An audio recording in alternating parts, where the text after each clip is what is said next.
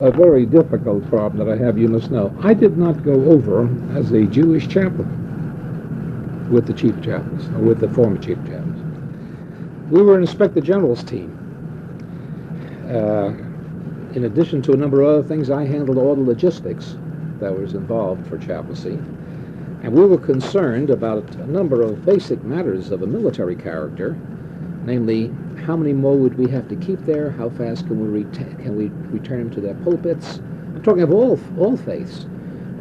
What are the numbers involved for the next year or for the next 2 years?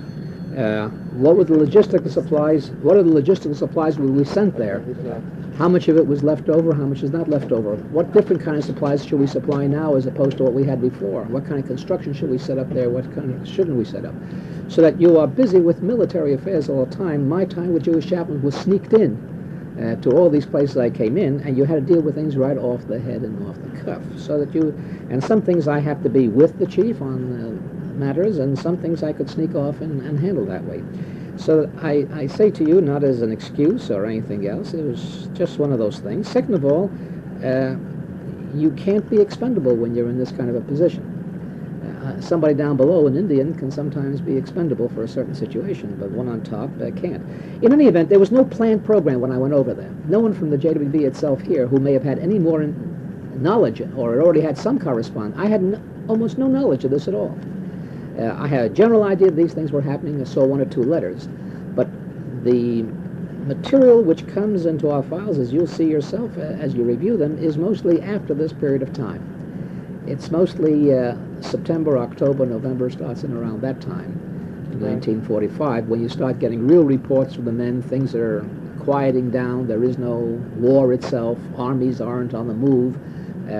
Areas for each of the nations is established. Perimeters are set up. You know what you're dealing with. Until then, it was just a moving force. And it's a different situation of the first countries, for example, where they overran it in Holland, and they freed a situation which weren't camps, but rather saving children, as opposed to the situation when you got further deeper into Germany, around Munich and so on and so forth, and got into the camps themselves. So you have a different kind of a picture over there, but it's absolutely amazing what they did. And as a national agency, by that time, we were practically not ordered or told or anything. No one can order you or tell you and so on. But the responsibility of Jewish communal funds to aid went over to the JDC. Mm-hmm. And being a disciplined organization, we thought that was correct and that was right. So therefore, this is what took place after that. But from there on, it was a big job for the chaplains. In fact, once it simmered down, the job was so well done by Jewish chaplains, and commanders recognized it so much that, as you recall and saw some of our documents, that General Eisenhower asked for 50 Jewish chaplains for DPs alone. I must add just one more thing. Eisenhower doesn't go out of his way to just ask for 50 chaplains. You can understand that we had a hand in this. Okay. In other words, we recognized that there was a job to be done. A number of chaplains who had quickly left and came back home because they had enough points, high points, felt terrible because they realized they came back here and it was great, they saw their families again, but they knew what the job was over there and wanted to go back. They didn't feel that the JDC could take care of it by themselves? No, they felt that as long as the DP camps, this is the whole trick of it, as long as the DP camps are under the military, then anyone who's not military is just tolerated. But the JDC people told me that they had very good working relationships. Sure, that's called working relationships. Anybody can have good working relationships with the Army. But there's nothing as compared to being in the Army yourself as a military man, being the one to make the decision. I'll give you an example. One of the old arguments is, why should chaplains wear uniform, military uniforms? Why shouldn't they be civilians attached to it, like Red Cross? And the answer is, who are Red Cross people? They're nothing. There is no better relationship than Red Cross. The Army gives them a place to sleep and a place to eat, and they go to their PXs and everything else, but they don't amount to rolled beans. All a Red Cross officer can say is, I have a telegram from my home office that such and such a boy has a father who's sick and this and that, and would you please let him out? And if there's the commander who's allowed to have 5% of his people away at any one time finds that it's within that 5%, he says, yes, let him go home, and Red Cross sends back a telegram and so on. So it's a service. But they can't make the decision. Whereas if you're in uniform, by God, you're an officer. You're making decisions.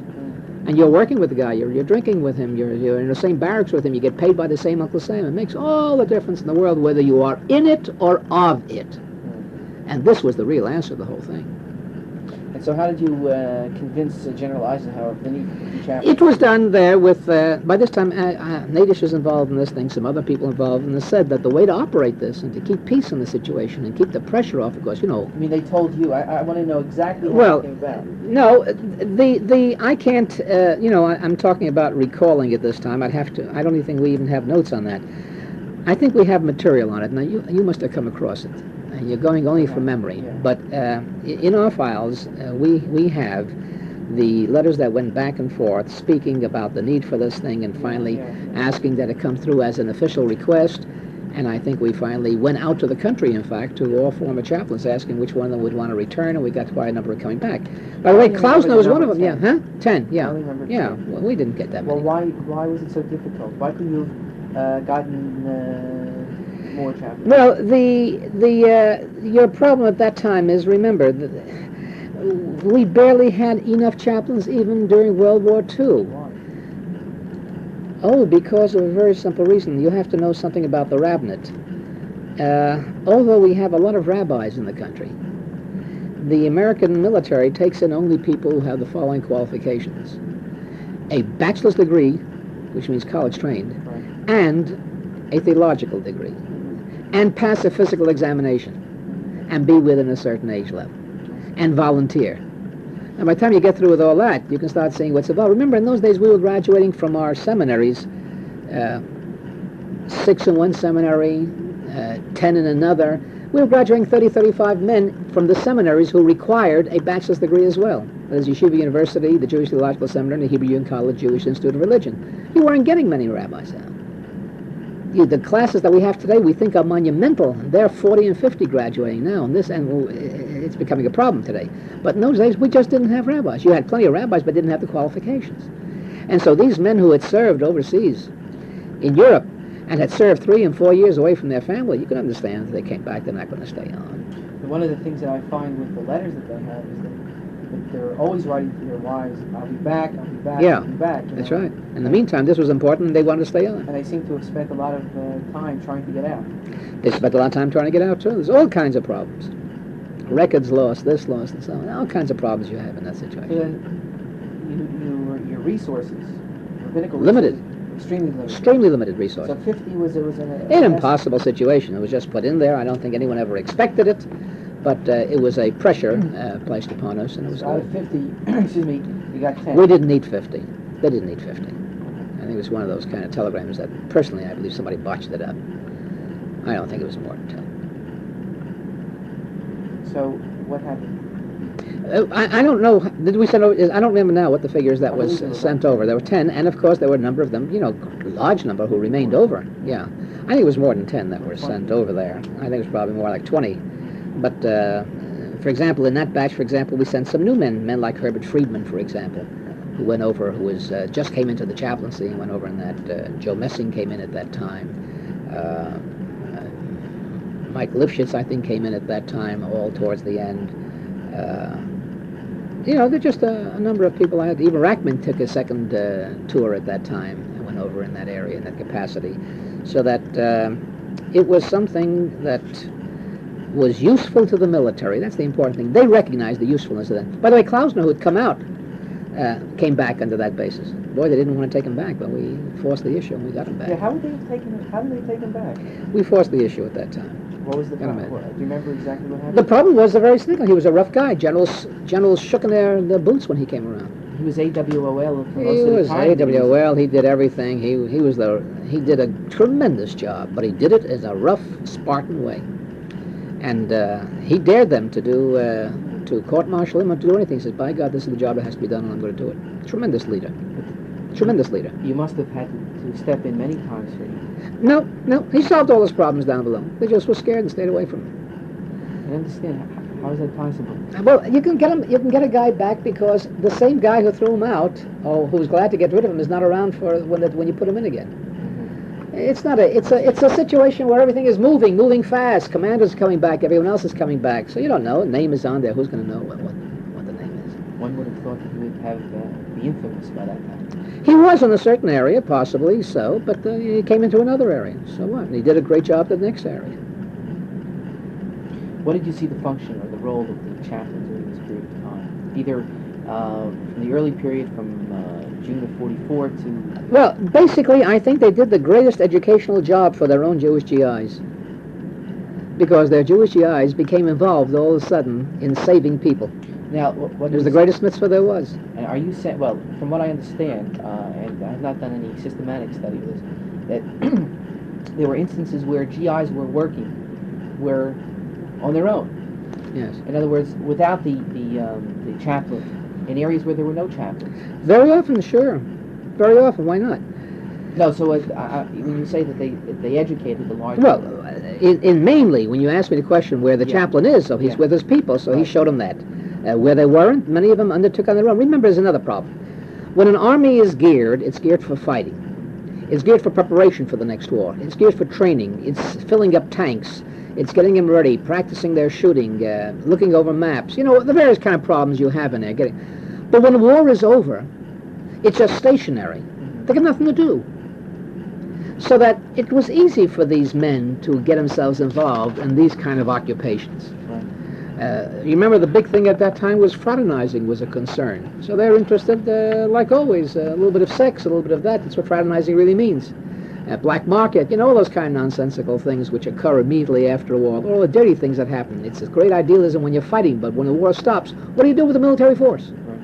They go crazy. They're accustomed to doing things, sleeping 6-7 hours and the rest. What do you do then? That's one of the reasons why, instead of dealing with the situation of individual places, we put them into these large camps. Where we gave them a place to shower, to eat good meals and steaks and all the cigarettes they wanted, and to some wine and good bar. You know, that kind of business was set up for them, because there is a morale factor with the military when it stops fighting.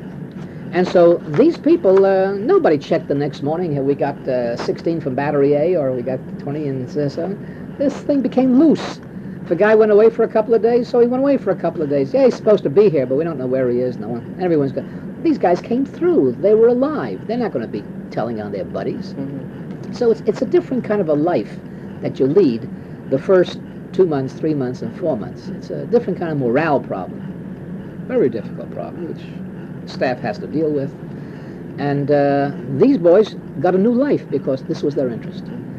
And just as you saw that with the Six-Day War and the other things, the reaction of Americans rushing to say, we want to be part of it and so on, that was the same thing that happened over there. We want to be part of it, to be helpful. So one of the functions or the roles of the chaplain was to channel some of this energy on the part of the Jewish GIs who are interested, first of all, to interest them in it, and second of all, to... Alex, when you say one of the roles is, it's almost as though someone is preparing people, orienting them, and preparing to go into a certain situation. You tell them what to do it, and you say, this is role 1, role 2, role 3. This is not what happened. Okay. What happened was a situation occurred, and they were all reacting. Right. Here and there... I'm trying to find who was the initiator and who was the... I think the situation was the initiator, nothing else. And here and there, some boys did things, and there must have been some chaplains who didn't do very much at all, and were GIish about it. You know many people who were... I haven't got any idea as to who was what. We can only go by what they tell us.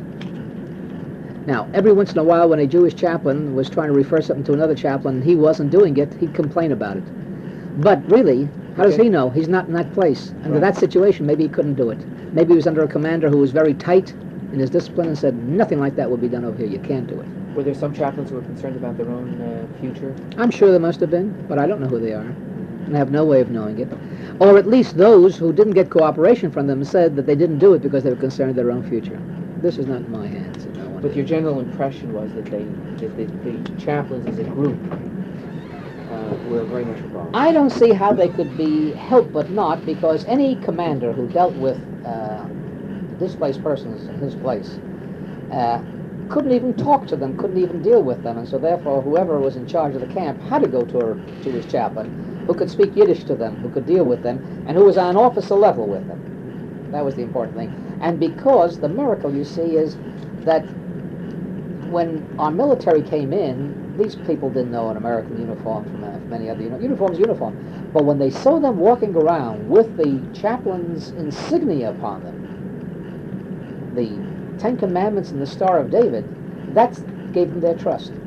Just imagine someone walking it boldly with pride wearing that instead of the other system where they had to wear it as a badge of shame. So this became useful to commanders, and that's how they got themselves more involved. It's a natural thing. If you were in Russia, you'd want people who understand Russian, right. And that's the way it goes. What else did they do? What else characterized it? Well, you see, it's as time went on. The first problem was to save them, to save those who were emaciated. If you went into, and I'm sure if you went into some of the Dachau, for example, I think they're still keeping it the way it was. It's sanitized. It's sanitized, but still, I'm still sure if you've been to markets where they keep vegetable markets, if you've been there before the vegetables are put on it, it's long boards right. On which you put the vegetables. Well, that's what they were sleeping on. Yeah, that's what they were on. And you've seen those things. Now, when you see them just lying over there in their prison guard, the way they had it with those stripes, and lying over there and just picking them up, emaciated, taking care of them, there's no hospital set up over there. So the first part was getting them on their feet. Remember, a second part that was involved was a very difficult one, which took so much time under and everybody else, was just lists of people who survived. Did my wife survive? Did my mother survive? Did this one survive? I want to go to another camp. This is where we came from. If I go back to origins, they may know where my wife went, where my children went. Did they live? Didn't they? You know, all those kind of problems. The next problem was to get some families together and have relationships with a big camp and put a little tent around them or a piece of canvas around, give them a little bit of privacy, whatever's involved. After that, you start getting into other kind of problems with getting them out, the whole question of the bricha, which is how do you get them out of there to get them over into Israel, and no matter if the stop is made somewhere in between. And the problem of the use of trains, and getting them through forests and getting them through everything else, which again... were you familiar with what was going on during that time? No, that I did not see. The only information I have is what some people said when they came back, just talking quickly, and some of the material which you find, of course, in our files of what was involved. There you'll have to go to individuals, but that was another part of it. And a third part of it was guns. There was no need for the guns once the war is over, and of course what you took from the enemy and so on. And the movement of that underground was another job, which I don't know who did it or what did it, but certainly it became pretty much organized after a while, and that was moving along. That and people to the borders and out and over, because whereas until then you had a problem, the theory with the army was you get them in, and as soon as they want to go out and know where they're going to, get them transportation and move them over there. But after a while, when some of the country says we don't want to take them back, and some of the country says we want only these people, and don't you dare let them out anywhere else, they've got to come back to our country and so on, you got a clamping down as to what could get out and what couldn't get out, and therefore you had to have a break of how you run out and how you escape. Now, my general impression from speaking to 35, 36 chaplains thus far has been that it was the Palestinians, it was the survivors who often initiated various activities. And it was the chaplain's role at that point to help. Is that your impression as well? I'm sure it must have been something like that, and I'll tell you why. Remember, the chaplains were all pretty young men. They were in their 30s. There may have been one or two people there, or 3 people, or 4 people here and there, or Joe Shubo and people like that, Breslau, who were older men who understood politics and understood migrations, had worked with the American Jewish Congress or with other organizations, and knew about organizational life and who is who, what's what, and what you do and how you move. But most of them were young kids. Many of them married, but many of them even single. I'd say in ages running between 27 and 35, 36, 37. They were, and almost none of them were older than that. And these people were not politically and organizationally set up to do this thing. The only people who could be able to do that was JDC, with trained workers on the American side, and the Palestine group that came in, the Israelis through Palestine group, who would understand what's what, and the people who ran the camps themselves originally, and knew from the inside thoroughly how to organize and what to do. So I think you're absolutely right in your analysis that these were things which they worked on, and they had to come to someone to help them, and these were the chaplains who used the military setup now pattern to help them in accomplishment. That's about correct. That's the feeling that I got from most of these chaplains. I think so. You speak organizationally about later on. That's the way you should. Yeah, because they were, of course, they weren't as a group. They were working as individuals, and they addressed themselves to whatever issue at the time. And there was no conspiracy of any sort to do this or to do that. And there was no ordering from here either, because by that time I already came into this office and we were involved in this thing. And it's a very simple thing. We cannot write to a chaplain and say, do this and do this and do that, because he is the chaplain, and he might be involved in it, and his record might be loused up. He may want to stay in the background. It was all illegal. Whatever it was, how can we tell him what to do? We can just say, you be as helpful as you possibly can. We'll try to be as helpful to you if you get into any kind of trouble, but that's as far as we could go on it. Well, we couldn't tell them what to do because each situation was different. And regulations were changing all the time. And pressures were being brought to bear over here upon our government to do certain things. And our government wasn't doing certain things because they were creating UNRWA for UNRWA to do this in a certain method. So all of this going on, what they were doing was things to ameliorate matters or to organize it to get it moving. But there wasn't, I think Klausner was a mover. Right. Klausner was a mover and was giving him more ideas and moving on. I think Schubau was doing some work like that, and a few others like it. Isaac Klein was doing certain things, reestablishing certain centers. But I would not say that there was any kind of an organization of Jewish chaplains which said, we have these 3 problems or these 4 problems, gentlemen, each one of you has this assignment, go ahead and do it, this is the goal. If there is, the only place it could have been organized was through Judah Nadish, and I don't think that was involved at all. But you'll talk to Judah, he'll tell you. Right. More of the impression that I get is that they didn't start the Brechah, the chaplains. No. They didn't even start the idea of sending guns No. or anything else. No. It was they were there at an important strategic point, and if the Palestinians or the refugees believed in them, Right. then they would use them. It's exactly what I told you before when we were talking about this business with Gruber and all the rest of them. We're moving. We're fast. You're in Paris 3 days and so on. You're seeing JC people, you're seeing general people, you're seeing headquarters people, you're seeing Ike over there, you're seeing the SOS people. You're dealing with logistics, you're dealing with future training, you're dealing with attrition of chaplains, how fast you can turn them around and get them over the Pacific. You're dealing with so many of these factors. All you can really say is, you're doing this, fine, move ahead, maybe you ought to do this as well, something like that, we'll back you up, go ahead.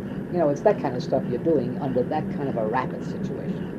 Now, Abe Hyman told me the other day, he reminded me something that I had been thinking about, is that which is very central and crucial, is that the chaplains were not prepared for this.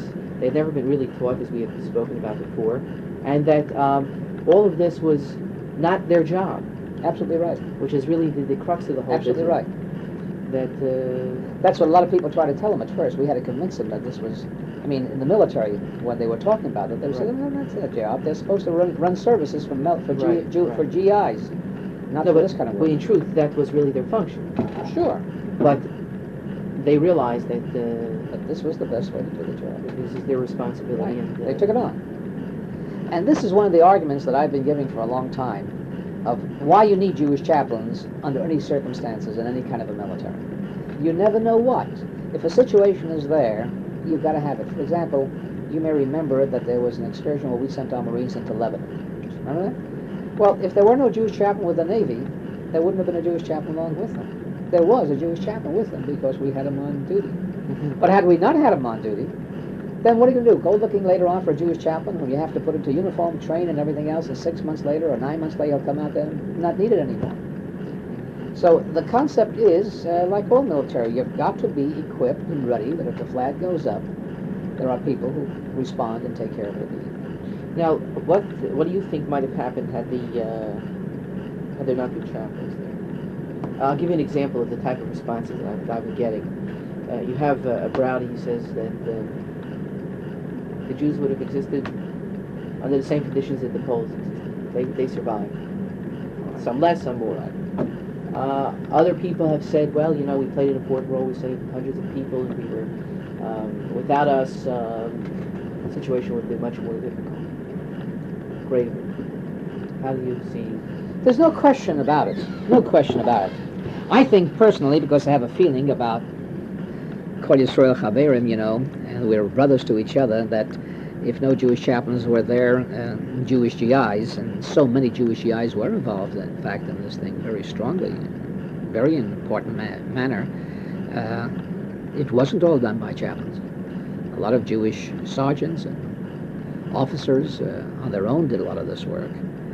So there's no question. You'd have lost 1,000 more, 2,000 more, 3,000 more, or it would have been a little more bitter for them. You can almost say, well, they've suffered so long, so they'll suffer another couple of months. I think the important thing was the immediate rescue. That was the important thing. The immediate rescue of hundreds and thousands, probably. Two, that for a longer period of time, sooner, morale was increased amongst them. I think that's the most important thing. I think, three, if we didn't have that control through Jewish chaplains and everything else, there might have been some real suicidal attempts by a lot of the people to burst out or do something else. The Jewish chaplain being there put them at ease. As an officer, they could trust. He was a rabbi. That was important to them. He was a rabbi. So that's about all I'd say to you. I think what the gentleman told you was probably correct. Now, I read to you a letter, or you read a letter about one chaplain who refused to speak to me because he was afraid of adverse reaction, of anti-Semitism, of General Brown, who was raised the ugly head of the Jewish conspiracy and the influence of American Jews. Obviously, what I found, and you know, is that a chaplain was able to function so well was because he did have a Sergeant Cohen or a Levy strategically placed in various areas where he could call him up and say, look, Chaim, I need this. Look, Yosef, I need that. That type of thing. Well, I must say to you that there are a number of people who live sheltered lives, who are thin-skinned, and who worry about what someone else is going to say or do. But don't you see that this might be a problem for future... It might be. No more a problem than our going to war in Vietnam because maybe there were some Catholic machinations for us to get into there. And no more than the arrangements we've made in other kind of wars where capitalism wanted to control and protect its property in certain places. And many people believe that some of what we call the religious wars had nothing to do with religion, but had to do with taking over a territory and control. So what's the big deal? What did we do? It was terrible. Did we do it for self-aggrandizement? Did we do it to get capital, to make money? We did it to save lives, to save people. And what's so wrong about that? So we didn't do it. Why? Do we have to be the only ones who do it within the law? If they do lousy counts or wrong counts of dead in Vietnam, or if they take a hill and after they take it with a loss of 200 men, they then give the hill back to the Vietnamese, and then we have to take it back 3 days later. So that can't be told, and this can't be told? I can't see it at all. And if I'm going to worry about every General Brown, I'm in trouble. I'll make for you a comment about General Brown and the whole thing. I have a very... I was asked about it, and I gave an answer that was different from most people. I said what we should have done on the General Brown situation was to write a letter of thank you to the President for taking such quick action and saying that he would not tolerate such remarks anywhere within the military. I think the President should have been praised rather than anyone scrambling to it. I think in reference to General Brown, if you read the situation, he was responding to what Israelis actually said to him. when we are manufacturing at the rate of 500 tanks, and Israel wants 5,000 tanks, and he's got a problem of how am I going to give you these when this and that, Congress would never permit it. They said, don't worry about it. You just tell me it's okay, and we'll work it out with Congress. They did it themselves. They said it. All he did was repeat what they said. So it's not so bad. Now, that they're all bankers and all this and that, well, that's canard and that's stupidity, and he admitted he was stupid, but I don't know if you're going to count everyone who believes that the Jews control this and that. You have the same problem with Jews who believe that every Italian is a mafia. And every black is a person you don't want to be in an elevator with because he might stick a knife into you. Or Puerto Rican. I can't buy that too much. But if you're scared, you're scared on a lot of things. But basically, this is what happened. This is what occurred. I think this is a great and beautiful thing to show how Jewish people respond to certain situations. Well, what about the boys who decided if Israel is in a war, they were jumping over to fight for it? When as Americans, they're not supposed to fight in a foreign country, right? I mean, 48. 48, even now, Yeah. in the War of 67. You don't want to go out there and fight for Miss America.